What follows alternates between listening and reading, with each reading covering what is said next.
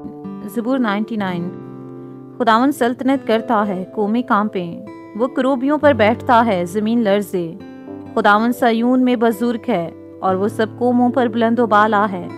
وہ تیرے بزرگ اور مہیب نام کی تعریف کریں، وہ قدوس ہے۔